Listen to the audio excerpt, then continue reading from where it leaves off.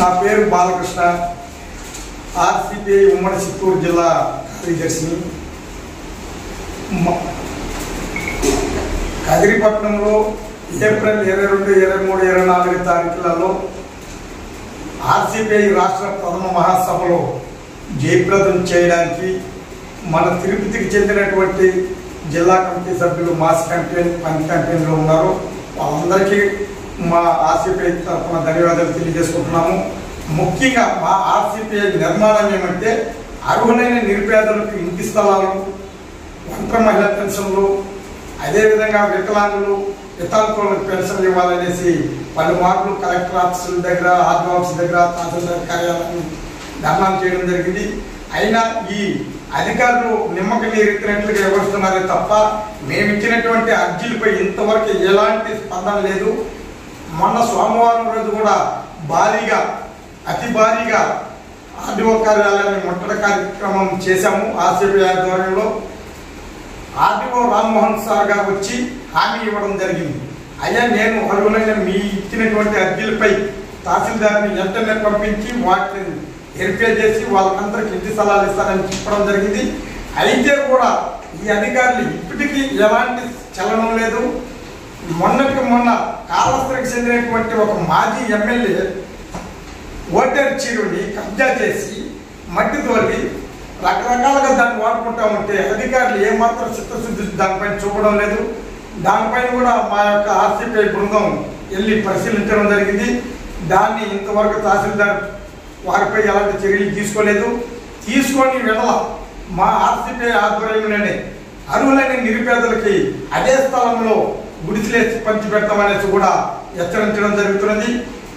అదేవిధంగా కేంద్ర ప్రభుత్వం, రాష్ట్ర ప్రభుత్వాలు కూడా ప్రజలకు ఇచ్చినటువంటి ఎలక్షన్ ముందు హామీలు ఏ ఒక్క హామీ కూడా ఇంతవరకు నెరవేర్చడం పాపన పోలేదు. ఉచిత బస్సు ప్రయాణం అన్నాడు, అదేవిధంగా ఉచిత గ్యాస్ అన్నాడు, రకరకాల హామీలు అట్లే ఉట్టెక్కిచ్చినదే తప్ప ఇంతవరకు ప్రజలకు ఏ ఒక్క హామీని నెరవేర్చలేదు. అవి కూడా వెంటనే నెరవేర్చని సమయంలో మా ఆర్సిపిఐ ఆధ్వర్యంలో ఆందోళన కార్యక్రమాలు చేపడతామని కూడా ఈ యొక్క సభాముఖంగా తెలియజేసుకుంటున్నాము. ముఖ్యంగా చంద్రగిరి మండలంలో అయితేమి, తిరుపతి రూరల్ మండలం, అర్బన్ మండలంలో అయితేమి అనేక చోట్ల భూములు కబ్జా అవుతుంటే కూడా అధికారులు కబ్జా చేస్తే, నాయకులు కబ్జా చేస్తే మాత్రం అధికారులు ఏమాత్రం పట్టించుకోవడం పాపన పోలేదు.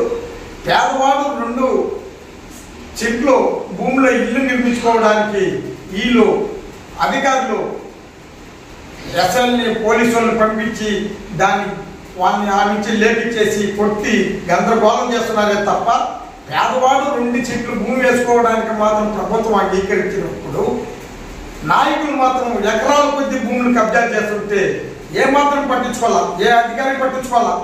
అధికారి అనే అతను 30 ఏళ్ళు ఆయన సర్వీసు, ప్రజల కోసం ఎన్నుకోబడ్డ అధికారులు రాజకీయ నాయకులకు తొత్తిగా ఎవరుస్తున్నారే కానీ అధికారులుగా ఏమాత్రం వాళ్ళు ప్రవర్తించలేదు. ఏ ప్రభుత్వం వచ్చినా, ఆ ప్రభుత్వం వచ్చినా, ఈ ప్రభుత్వం వచ్చినా అధికారులు అటు ఉంటారు, ఇటు ఉంటారు. ప్రజల పట్ల ఏమాత్రం ఏ ఒక్క సమస్య కూడా పట్టించుకొని పాపన పోలేదు.